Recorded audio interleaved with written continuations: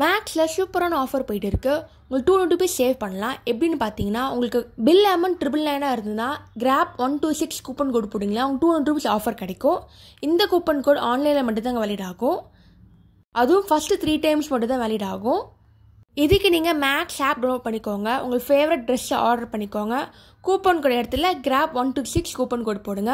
200 rupees நீங்கள் save பண்ணலாம். Maths ஷோரூமில் நிறைய ஆஃபர்ஸ்லாம் போயிட்டு இருக்குது.